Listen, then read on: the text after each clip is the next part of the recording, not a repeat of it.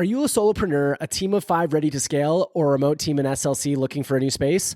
Look no further. The Square has everything you need. Fast Wi-Fi, meeting rooms, great coffee, daily breakfast and snack, and a vibrant community to keep you inspired. From dedicated desks to private offices and enterprise suites, there's a space for you. No matter where you are in the journey, the Square has a spot to help you succeed. Check out the Square's co-working and flexible office space today and take your work to the next level. Let's be honest, we're all juggling a lot these days. Between work, family, and everything else, the last thing you need is to spend hours dealing with car-related tasks. That's where Fleetly comes in. Fleetly is your personal car concierge service designed to give you your time back. Need an oil change, car service, ride to the airport, Fleetly takes care of it. Want your vehicle detailed or even sold? Fleetly's got you covered. No more waiting in lines, no more wasted weekends at the shop, just more time to do what really matters, whether it's growing your career, enjoying moments with your family, or just kicking back and relaxing. Right now, Small Lake City listeners can get 10% off with code SLCPOD at checkout. Visit Fleetly.com and let them handle the hassle so you don't have to. Again, use SLCPOD at checkout for 10% off. During that prayer, like a light switch flipped. I just knew this is not for me. This is fun because I haven't actually heard this. Like the more senior missionaries who know Japanese and the Japanese kids that were in there were like horrified. Yeah, we'd never met in Arizona. We met when we were both back up in Provo. Both had dropped out of high school. Both had dropped out of college. So we're both college dropouts. So when I was like 15, I had a song put into a movie soundtrack when I was 15 and I still earn royalties from it. And then once I moved up to Utah for college, I signed with a record label and I used the app Yik Yak. Have you ever used Yik Yak before? Yik Yak. Oh my gosh. Yik Yak. I always get a little teary thinking about it because it just felt like so comfortable immediately. Plus pregnancy hormones. I'm just weepy. What is up, everybody, and welcome back to the Small Lake City podcast. I'm your host, Eric Nielsen, and this week's guests are 2 people who I've met at Edison House, and the more I've heard their story, getting to know them, the more I wanted to hear the entire story, and as I heard the entire story, I knew that it was one that I wanted to share with all of Small Lake City. So, Belle Lyon and David Bingham, Belle Lyon being the daughter of Howard Lyon, who I've had on the podcast about a year ago. Great story, great artist.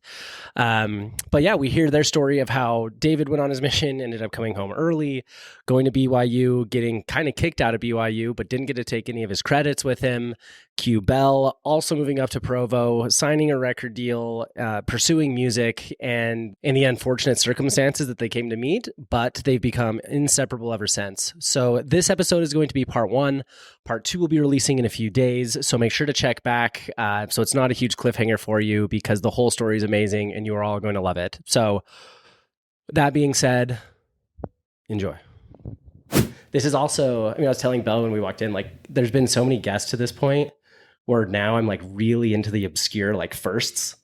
So like, for example, this is the first like multi-generational guest that I've had because I've had True. Yeah, Howard Lyon was on the podcast, but it was fun to, because like even like I talk about how me and Howard met, which is really how I met you guys, seeing you almost every morning at the Edison gym, not saying a word to you because that's not what I do there. Right. And then Same. The proper etiquette. And so then I can't remember who it was. I think it was Kenzie. He was like, "Oh, do you know that Belle's dad is like a really famous like sci-fi and fantasy artist and does all this stuff?" And I was like, "No idea." But then ended up talking to David about it and then scheduling yada yada yada to record with Howard. But then it was funny because then it reached this point where I knew Howard better than I knew you guys. And then Howard's like, "Oh yeah, you should talk to Belle. Like, I mean, her story is amazing and there's so much like intricacy to it. And then knowing what I know about David, there's a lot of like interesting story there." So I was like, wait a minute, let's put it all together. So, Awesome. So I'm stoked. But most importantly, Belle is how many weeks pregnant now? I'm 11. I'll be 12 in 2 days. Yeah. 11 weeks pregnant, 12 in 2 days. So she is a lot sicker than we are, but she gets to eat whatever she wants, whenever she wants. And it's a beautiful place to be. Yeah. You're doing great. So she's here to keep us keep us on track and make sure that David doesn't lie about any stories. And then we'll jump over to her. But Because I will. Oh yeah. Like no, you're skipping the most important detail of it all. But Dave, because you're from Arizona originally too, right? Yeah. Okay. What was I mean, born in Bountiful, but spent 90% of my life pre-Utah back in Arizona. Yeah. Okay. What was life like in Arizona? Which part of Arizona were you in? Or what was life like for you growing up? That eventually led to Salesforce developing. Well, I don't know. What was life like in Arizona? It was hot.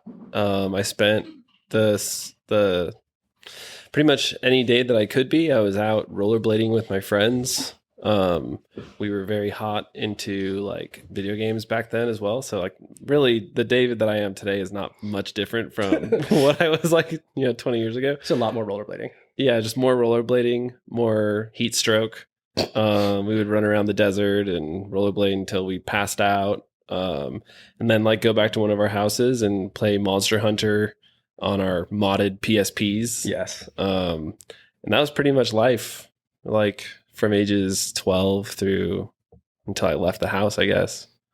And those were the good days when you could see, where your friends were based on where all the bikes were outside of houses. Yeah.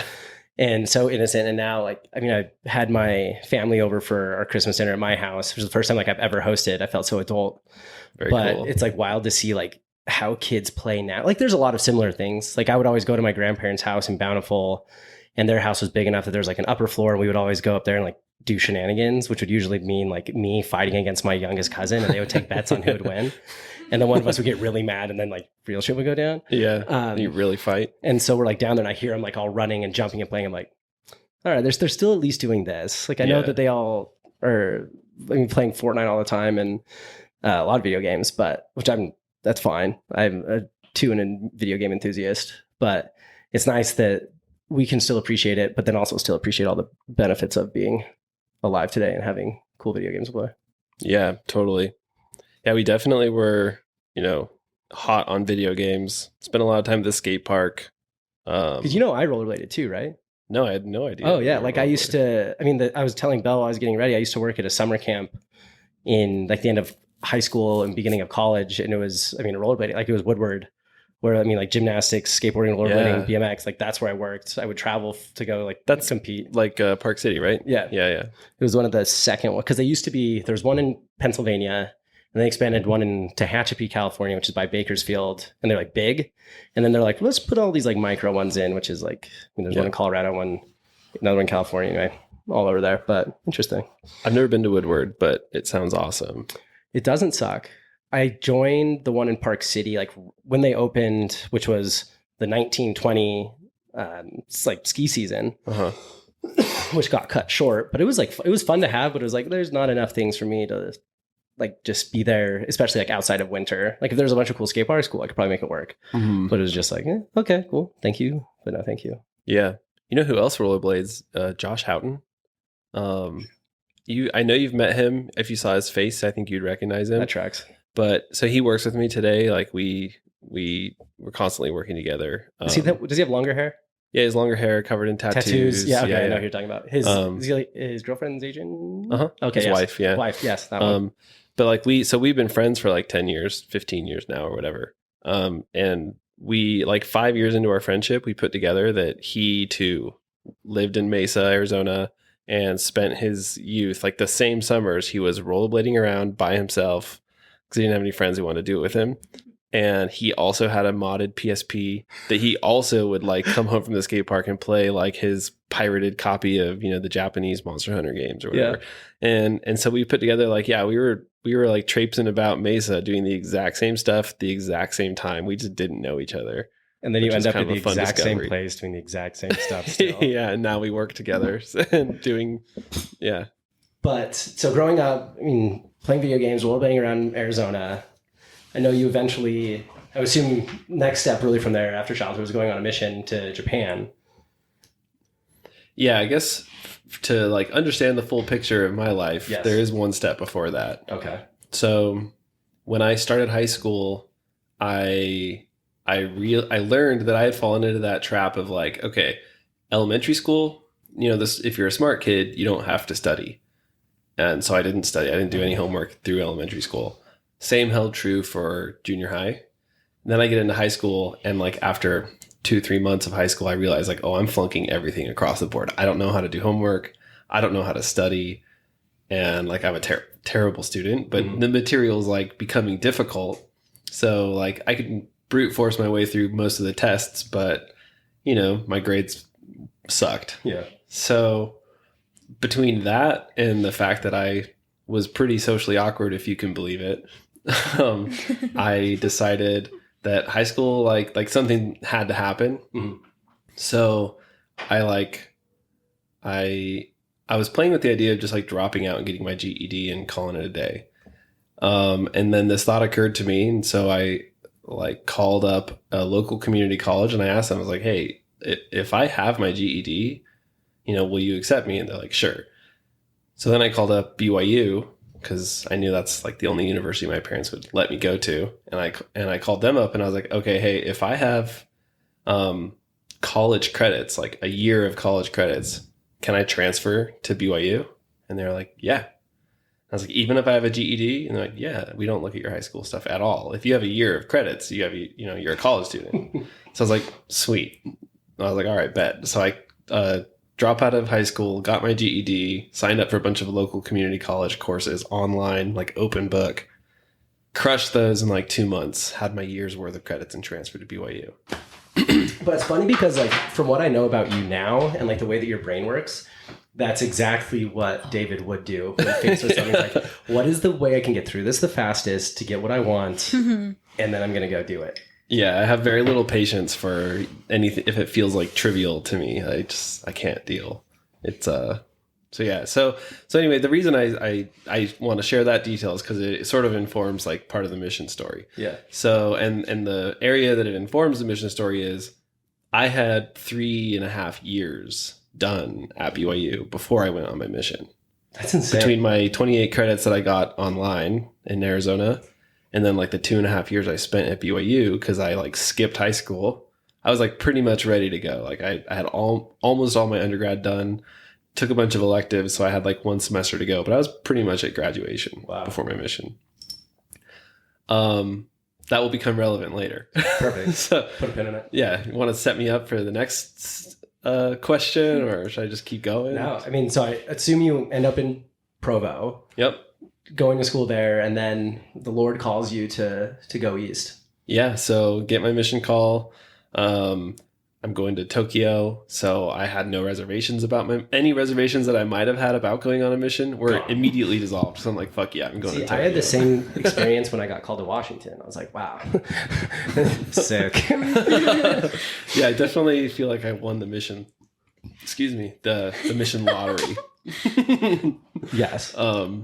And so yeah, I went on my mission, super excited. I watched a bunch of Naruto to like train my ear for Japanese. It was completely academic. And went to the MTC, did the thing there. MTC totally sucks. Oh yeah. Yeah, maybe we don't spend time on that, but I've got some crazy MTC stories. But you know, I ended up on my mission, did my thing, and I loved Japan. And I picked up the language pretty well, I think, probably thanks to Naruto. And shout out Naruto. Yeah, shout out Naruto. And yeah, I mean, I think I had a pretty typical experience as a Japanese missionary where I think my mission average at the time was half, like 0.5 baptisms per missionary is the average. That tracks. And like some kids were awesome and, you know, at sales and had the gift of sales. And so, you know, they'd go home with like a dozen or whatever. But like, I think like the majority of missionaries ended up going home with 0 baptisms. I had my first baptism, you know, when I was like halfway through the mission. That kind of like, that helped me with like some of the doubts and the hardships I was having. And it also helped that I was stationed out in a rural area of Japan with a Japanese missionary who had no interest in speaking English. So like that was awesome. We were together for like a year and all he wanted to do was like talk Japanese grammar with me and like be my personal tutor. It was fucking awesome. That's sick. Super cool guy. We're still in touch. Eventually I got transferred back to the city and acclimating to city life with new companions and like there's like weird kids, you know, like that are out there that. Oh yeah, I mean, anybody who looks me in the eye is like, I loved every single person I was a companion with or was around on my mission. I'm like, you're a fucking liar. Yeah, when they took me away from my awesome Japanese companion, they hooked me up with some like American kids who were we didn't totally get along and see eye to eye on stuff. It definitely added an additional layer of pressure where I started to like once again evaluate, do I want to be here? Like, is this worth my time? You know, I started getting that itch of like, my patience started to wear thin for my situation, I guess you could say, right? Yeah. And so that was happening. And one day I was sitting there praying about my investigators, and my mission president had recently asked me if I wanted to go, like, so the mission is going to split north and south, and he didn't have anybody to like, he's like deciding who's going to go in the south mission, who's going to stay in the north Tokyo mission. And he called me up and he asked me, he's like, hey, like tomorrow I want you to consider going down to the southern mission to be like the AP for the mission president, like help that get started down there. Yeah. So yeah, the next morning I'm sitting there praying for my investigators, like, oh, what should we do? How should we convert them and like, you know, open their hearts or whatever? And also, how should I respond to my mission president's request for AP? Like, is that another responsibility I want to take on? You know, like thinking about this like new layer of stress and responsibility that I have a choice to take on. And during that prayer, like a light switch flipped, and clear as day, I just knew this is not for me. I think this is all fake. I think God is not real. I think I'm wasting my time. So I didn't even finish my prayer. I just picked up the phone and called my mission president and told him it's probably time to go home. And I want to add, he was like 22 months into his mission. Yeah, I was like home stretch. Yeah, it was almost done. Yeah, like a light switch flipped in my head, and I called him up and said I wanted to go home. He got me to agree to stick around on the condition that I didn't have to teach anymore. Wasn't involved with investigators or like knocking doors. He just wanted me to handle like the IT stuff for the mission.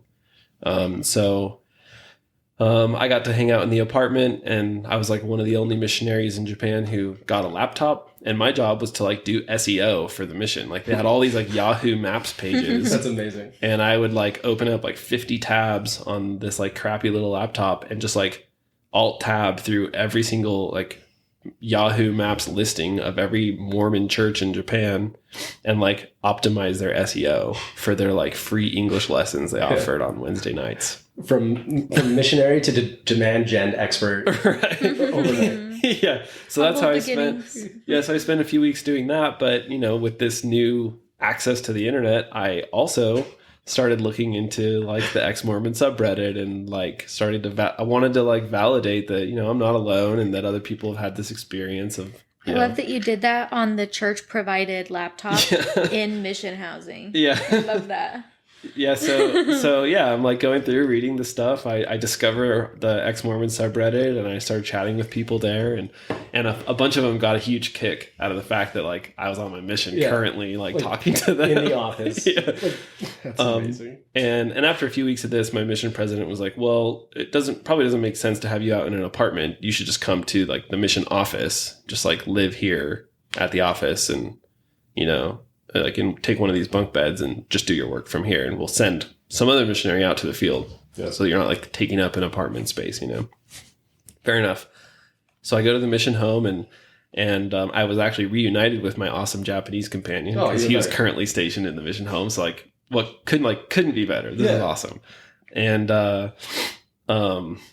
quick little side story. One day I was on Reddit like chatting with people, and somebody had organized like a group Google Meet or whatever amongst ex-Mormon like Redditors, and I joined it in the mission home. So I was like on camera, like chatting with these ex-Mormons, and one of the like Japanese stake presidents, like a Japanese guy from one of the local wards, he happened to be in the mission office, and he got on camera and like said hi to everybody. And he must have assumed it was like investigators or something, or like ward members or whatever. He didn't question it, but like they were all just cracking up that like I'm in the mission office on camera. They're getting waved at by, you know, mission leadership. It was pretty awesome. That's amazing. Yeah. So anyway, like more experiences like that in the mission home. I was there for just short of a month, I think. And then one day, this kid from the University of Tokyo contacted the mission home, and he was like, "I'm not interested in the church, in a spiritual sense. I'm majoring like in he's getting like his doctorate in like religious studies or something. I think I don't remember what his exact focus was, but he felt like he wanted to come into the mission home and do an interview and like talk to the missionaries and talk to the mission leadership and like understand Mormonism a bit more as part of his capstone project for his graduation or whatever." Mm-hmm. And so when these emails like came through and I saw the thread, I was like, well, yeah, I'm going to just like not participate in that. Like, better for everybody if I don't. And I told my mission president, I was like, you don't want me in there. And they were like trying to like scheme and be like, well, how can we soften his heart to have him hear our message, you know, sincerely, and change this from like the academic thing he wants to like the spiritual encounter that we want. Yeah.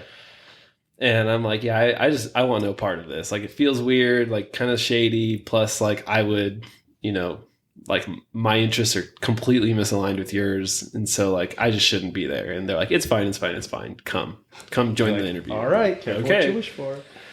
Yeah. So we set it up, and the guy came in with like a setup similar to this. Like we had, you know, our mics and everything. He wanted to like, you know, record it all for posterity. And I tried to like sit in sort of the back of the group and like be, you know, make myself invisible if I could, just kind of be a fly on the wall.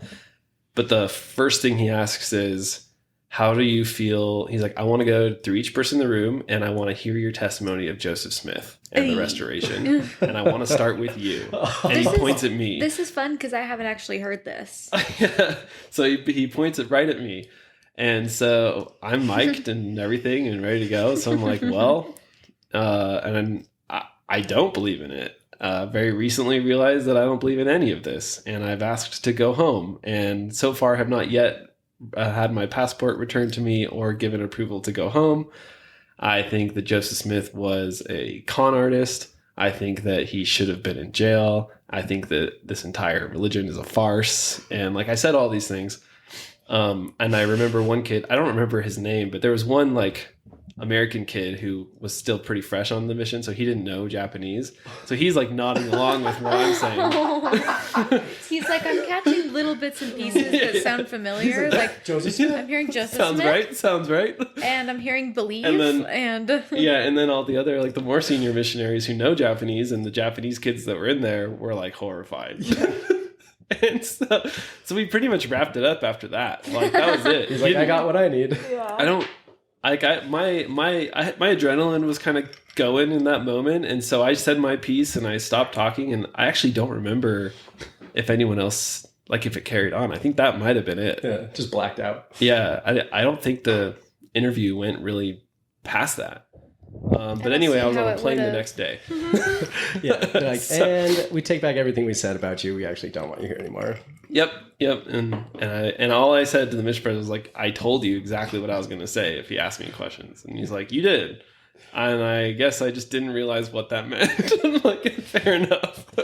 If you have any questions, go to the Reddit tab on the computer I left behind. There's a lot more answers there. Look at the search history on the church laptop, and you'll have everything you need.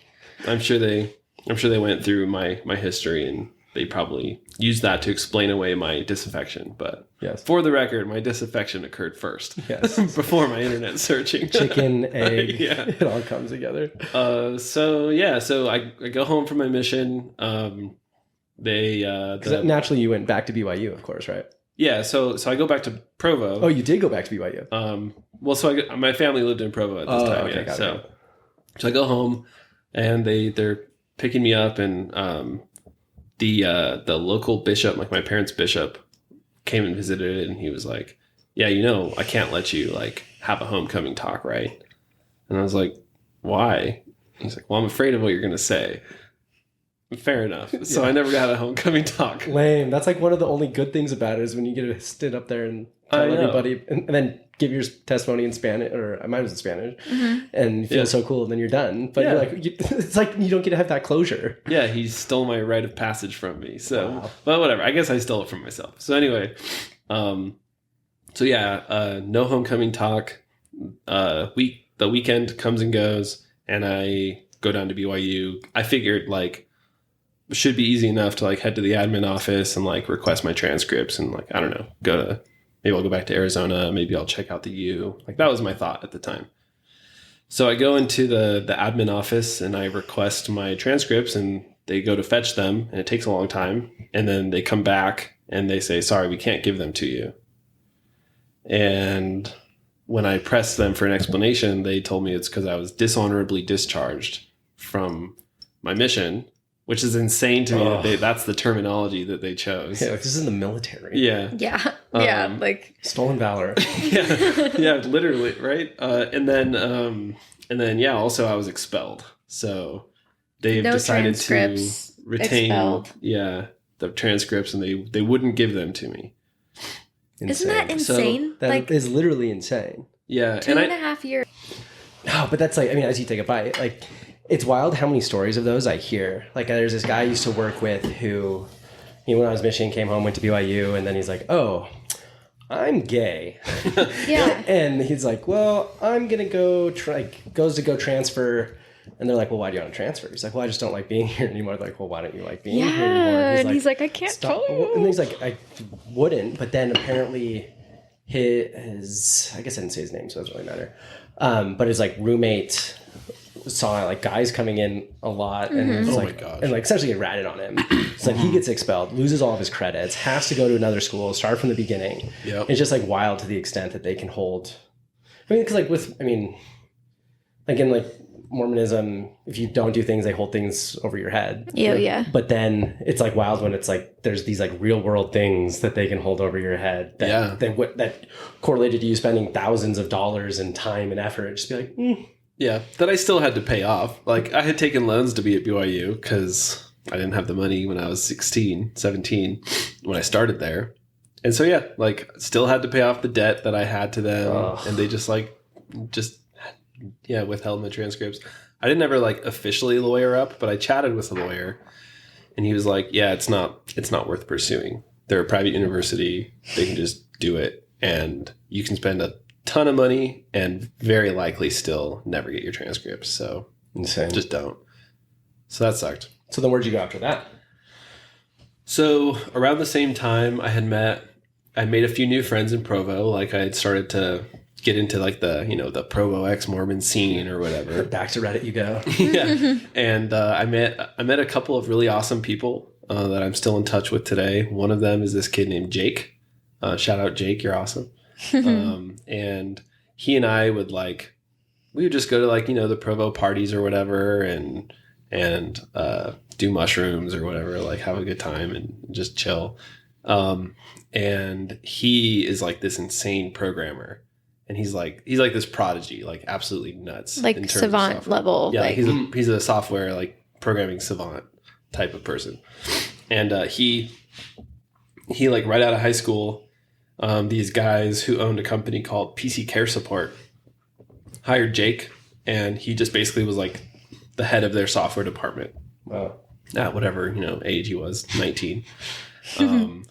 And the owners of that company decided to sell it, and they wanted to start a new company that would do Salesforce consulting. And they took Jake along with them.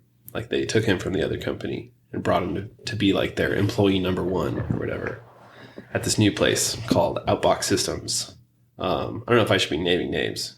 Bleep me if you want. I don't know. Sure. And so at the time I was working at Simply Mac, and I would just like, do the phone repair or like help people order their laptops or whatever. But Jake was like, well, that sucks. Simply Mac is garbage. And I'm starting this new company with these guys, and they told me I could bring whoever I wanted. So come have a job. You get to be his plus one. Yeah. And the plus one's a job. Yep. So I was Jake's plus one. And basically they're like, okay, we're going to pay you this hourly rate to start. And then we'll give you 3 weeks to, get your Salesforce administrator certification. And once you get that, we'll bump your hourly rate up, double it or whatever it was. And it was from like $12 to like $22 an hour or something like that. Ballin'. Yeah. So yeah, I like crammed for the admin test and I crushed it and I got my cert. And then they were like, okay, well, you and Jake, like team of two, I think we added like 2 or 3 people in that span of time too. But they were basically like all of us kids who had no business running these projects were these guys are winning projects and selling Salesforce consulting services and then letting us figure it out. And we had like no business doing that. We were like destroying databases left and right and like blowing up systems. And it was a total mess. But we like got everything across the finish line and like we ended up, like customers ended up happy. They weren't happy the whole way, but like we made it happen. And that's where I picked up my Salesforce skills. And after a couple of years there, I decided that I wanted to see what else was out there. I wanted to, chase the money. And so I bounced around a couple different consulting firms. A few of the, I bounced around a couple of times intentionally, seeking higher salaries. And then finally, in like 2018, I got laid off from a consulting firm. And it was totally out of the blue. Like a week before I was texting with the CEO and I was like, I guess it was more than a week. It's like 3 or 4 weeks before I was texting with the CEO and I was about to go on a trip to Japan. And he's like, make sure that you do a knowledge transfer with so-and-so just in case the customer needs something while you're away. I'm like, cool. Maybe I won't though. Cause job security, I like joked with him. Yeah. And he's like, no, man, we love you. Like you never have to worry about job security. Like you're part of the family. Like, don't you worry, Just drink this Kool-Aid. Yeah. So I go to Japan, I do my knowledge transfer, go to Japan, come back. And then like a week after I got home, I get a call from HR and I'm out. Oh. And that sucked. Like, that was the first time I had been like fired. Yeah. And yeah, like that hurts, especially after being told, like you have nothing to worry about. Like you're good. And so I decided, that was never going to happen again. Like I can't let somebody have that, power over my financial destiny, or, pull the rug out from under me like that again. Like imagine if I had kids. Oh my God, yeah. We were debt free at that point, but like imagine like if we had more liability, if we had like a mortgage and debt and kids to think about, like that's no good. So Belle, sort of. So actually, let's pause there. Yeah. So at what point did Belle come into the picture? Yeah, a few years before that. Yeah, I just kind of blasted right past that. So before we go there, let's go back to the beginning of Belle because. Like I said, I know the story of before Belle, of Howard and everything that came to be, but it's fun to get another perspective on it all and hear Belle's story. But I know, we were born in Utah or were we born in Arizona? You were born in Arizona. I was born in Utah too. Okay, and then I grew up in Arizona too. So we were born a few miles apart and then we lived a few miles apart in Arizona. I think we lived at one point, we were only like 2 miles apart and hanging out with people in the same friend groups, but never. We were in the same house. We're pretty sure at one point we were in the same exact house at the same time. My young women's leader was his best friend's mom. And, we all had a crush on David's best friend.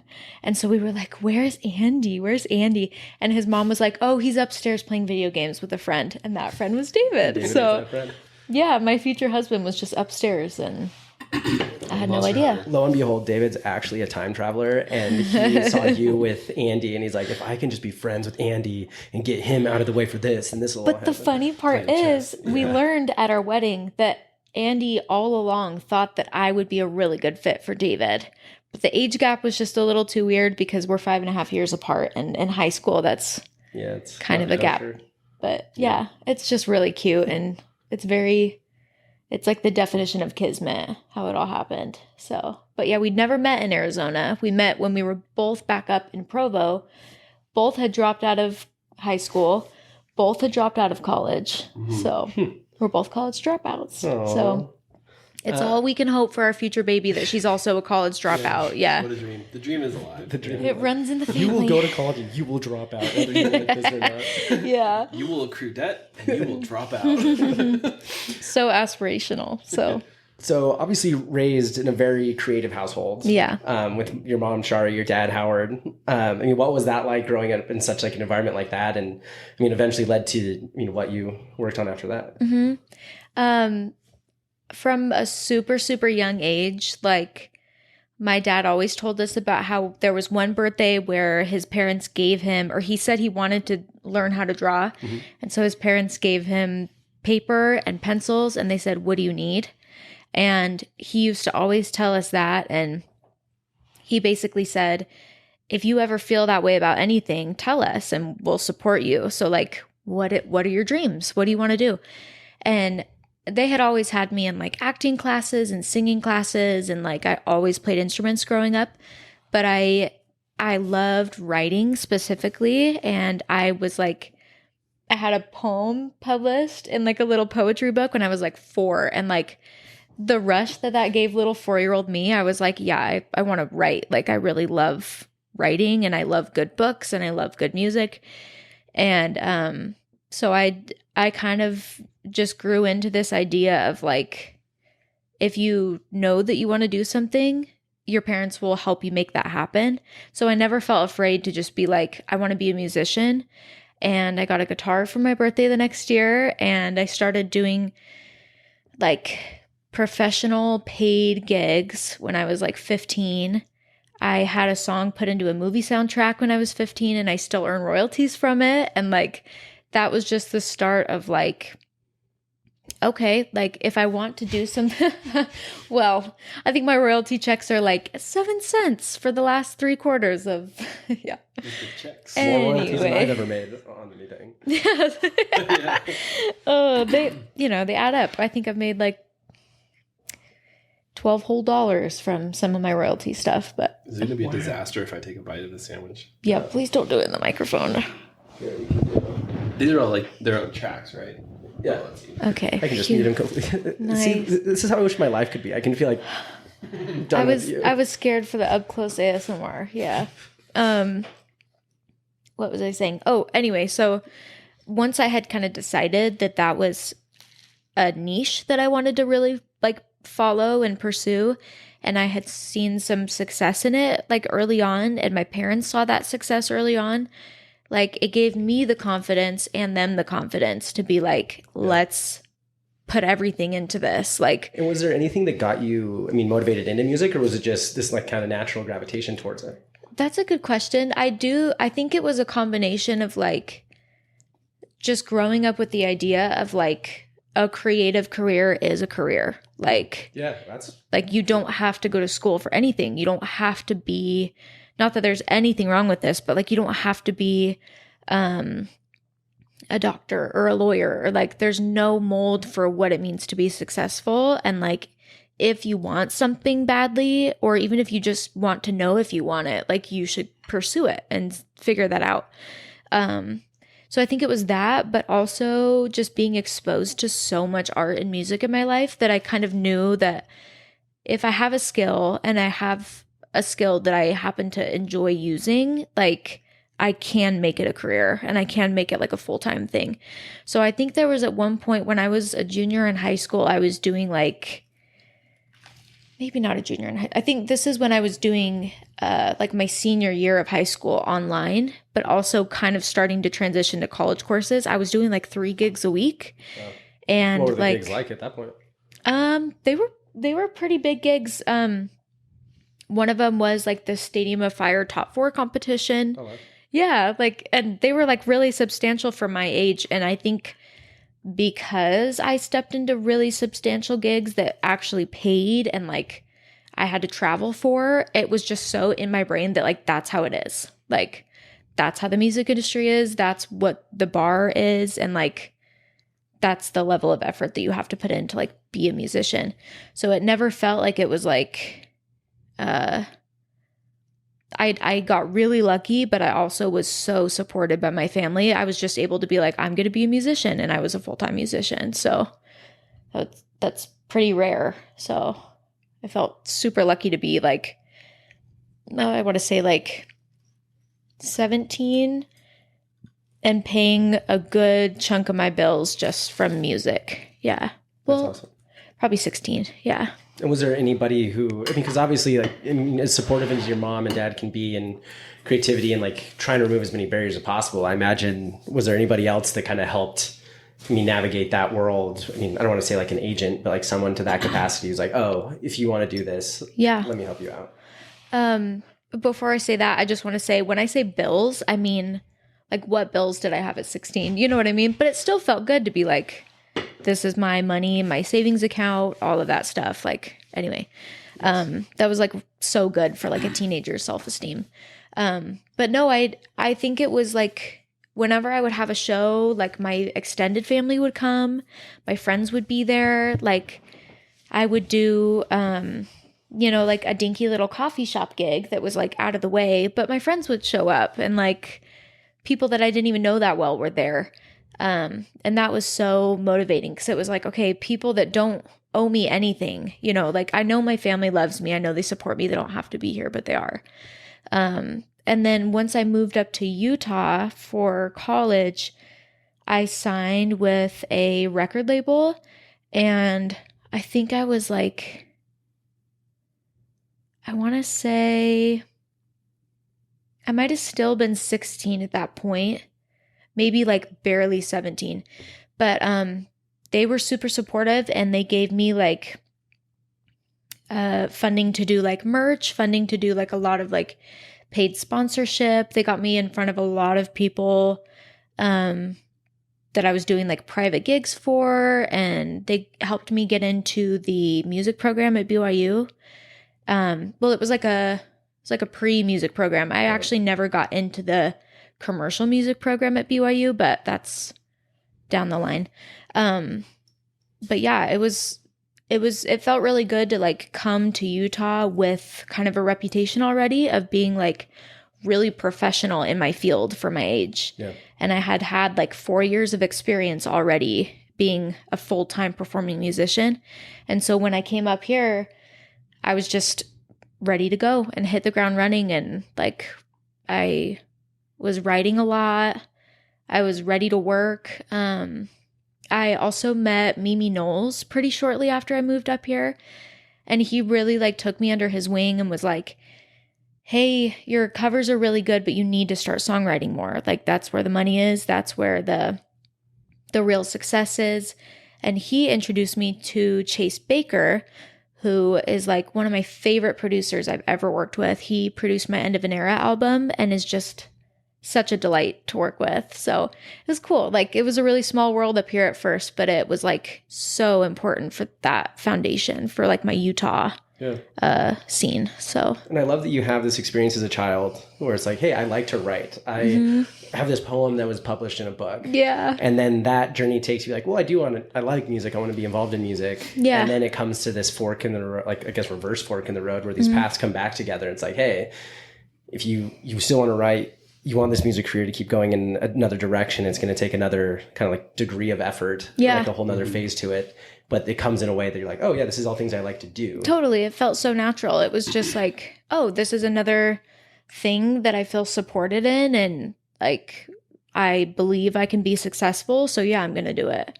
And then, I started writing music, and somewhere around, so I dropped out of BYU because I realized I wanted to go to school for commercial music. I wanted to go to school for production, songwriting, ghostwriting, all that stuff.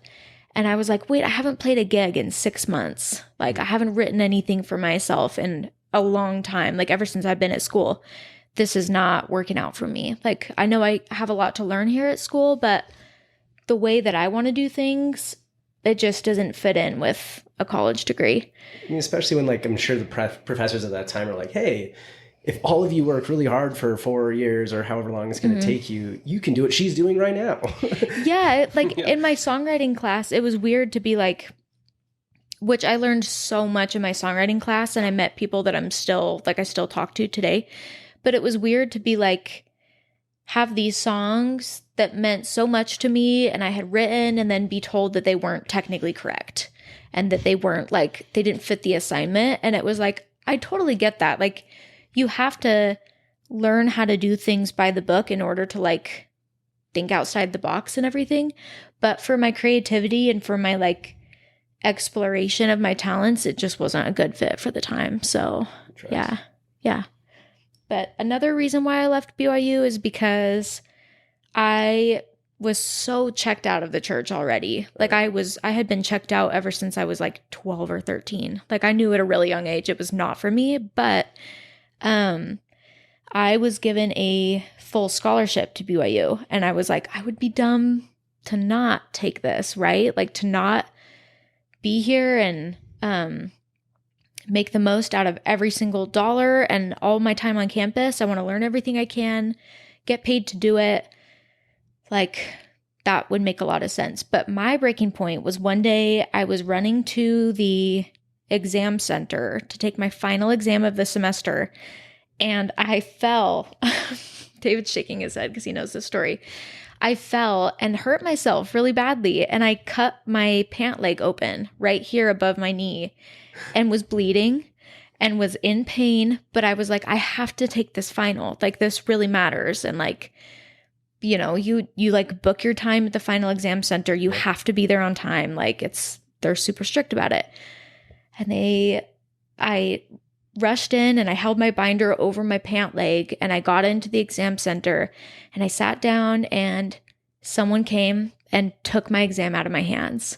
And they said, you're breaking the dress code. You're breaking the honor code. You have to leave.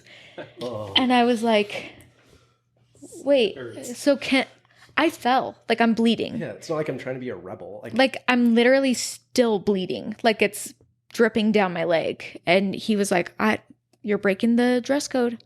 Should have thought of that before you came here. And I was like, I fell coming here. Like what? So it was so frustrating because I knew I would have gotten good grades. I had worked so hard and studied so hard. I was such a good student. I was getting the most out of my scholarship. But I was like, you know what? No, like it's just not worth it for me to be here, not doing what I love and sacrificing so much of my, like where my moral compass stands to be here at this school. So I was like, can I reschedule the time to take it? And he's like, no, you have to take the F. Like this was your scheduled time. And I was like, oh, makes my blood boil. I'm done. Yeah. Like I'm done with this school. I'm out of here. I'm finished. So that was my experience at the end of my first semester. And I still went back and I tried, and I ended up just being a no-show to most of my classes halfway through, not even halfway through the second semester, like couple months into the first half of my second semester. But that was also when I had met David. Mm-hmm. And so how did your guys' paths officially first cross? They crossed technically kind of on BYU campus, because there was one day I was so checked out. I just did not care anymore, and my shoes were hurting my feet. So I took off my boots and I put them on my shoulder, and I was just walking through campus. I was holding like 2 pieces of paper because I was like, I can't be bothered to have my backpack, my binders. Like I'm so done. So I had my shoes and a couple of pieces of paper, and you could probably see on my face as I was walking that day that I was checked out. And this girl taps me on the shoulder and she goes, I feel like I have to know your name. Like I want to hang out sometime. And so we like exchanged names and contact information, and I was like, cool, whatever. Like didn't think too much of it and went back to my dorm. In the meantime, because I was also so checked out, I was looking for people to smoke weed with off of BYU campus. Magical. And I used the app Yik Yak. Have you ever used Yik Yak before? Yik Yak. Oh my gosh. Yik Yak. Okay, so I was on Yik Yak and I was like, hey, who wants to meet up? I'm looking for someone to smoke weed with. I live on campus, so you'll have to come pick me up. no sense of stranger danger whatsoever. Like I was 17, almost 18. And I was like, someone come get me in their car and take me to go do drugs with you, please. Like, so, normal BYU behavior. Oh my gosh, yeah. So David responded, and I was at that point in time. David's like, my dream girl is here. At this point in time, my daily routine involved like going home, smoking a blunt, and trolling Yik Yak posts. So that's how I spend my evening. Because a lot of the because he lived right next to BYU campus, so he was getting all the BYU Yik Yaks, and a lot of the Yik Yaks were like, I don't know if I want to go to church this Sunday, but I don't want to get in trouble. And there were other people that are like, you're 23, shut up, like you're an adult, why are you scared of like getting in trouble? I don't know. Yeah. Anyway, it was a weird place. And then there were people like me that were like, who has weed? Like, so anyway, David responded and I was like, hey, make a fake Snapchat and I'll send you my fake Snapchat so that we can talk outside of Yik Yak, because there were no usernames, no way to like find each other again. Yeah. So we chatted over Snapchat, and I guess the conversation was one that I felt like it was still worth the risk to go meet up with a stranger. Will you kill me? No. All right, well. Pretty much. For me. I don't even know if we sent pictures of each other. I think it was just, like I said, I was very checked out at that time in my life. So he picked me up. I was like, hey, let's go to a restaurant first, because I'm hungry, but also like I'm being so safe and responsible as I'm sitting in his car, like someone I've never met before. So we went to Pita Pit in Provo, Utah. Classic. And the way I remember it is we were there until they like closed. Like we sat and talked for like 4 hours. Yeah. We just had so much fun, and we just never smoked. Weed was never even smoked. Just like, come on. He's like, let's get out of here. It was we still will go to Pita Pit for like anniversaries and Valentine's Day. It's also just so good. It's also just so good. Shout out to Pita Pit. Sponsor us. Just kidding. But yeah, it was I always get a little teary thinking about it, because it just felt like so comfortable immediately. Plus pregnancy hormones. I'm just weepy. But anyway, like, yeah, like I met him through just trying to smoke weed with a stranger. And then he found out I was not 18 yet and said, text me in a week, because I turned 18 a week later. And then we hung out and we did smoke that weed. And on our third or fourth hangout, we eventually got there. Yeah, we got there. Yeah, finally. And I think I showed you Wizard People before we ever smoked weed. No, we did. We smoked weed that night. We definitely did. You made sure I was good and stoned before you showed me Wizard People for the first time. I don't remember that detail, but I believe I do. But anyway, so yeah, we crossed. Oh, anyway, so the detail about the girl on campus. Yes. When I went back to his house for the first time, he said, oh, there's this girl that lives here. We like kind of had a thing, but she's just my roommate. And I was like, oh, cool. What's her name? And he told me her name. And I was like, that's such a unique name. Yeah. It has to be this person. And it was. And it was. So I don't know. Hey, you want to hang out? Yeah, I'm downstairs with your ex. Literally. Literally, that's how it was. Pretty much. Yep. Yeah, that's a whole other thing. But anyway, like that's how we met. And I was still kind of going to school at the time. I knew I was already so checked out. I wasn't invested in like my grades, but to be quite honest, like I had food and a dorm and all of that being paid for. So I was like, I'm not quite ready to leave yet. Like, I don't feel like that's the right move for me. But eventually I was like, I actually can't handle this. And I moved into an apartment off campus, which was so bad. I want to say the name of the apartment complex, but I won't. But anyways, it was like no one should ever have to live like that. And David knew that. And so he pretty much let me like move in with him. Like I slept at his house a lot, basically. Just like really trashy Provo times. Like Provo housing is just so bad. But anyway. But yeah, that's how our paths crossed. And then at that point, we were both Arizona kids who had dropped out of BYU and left the church, and like we have been together ever since. Well, and I love that, like, I mean, both of you are coming out of these experiences of like, I don't want to do this anymore. Something needs to change.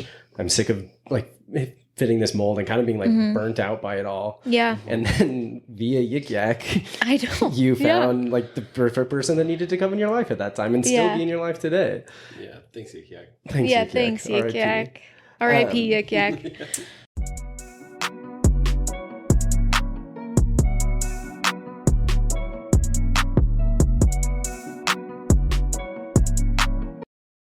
Thank you so much for listening to this week's episode of Salt Lake City Podcast. Don't forget to like, follow, review, subscribe, and share this episode with your friends. And we'll catch you next week. We'll see you there.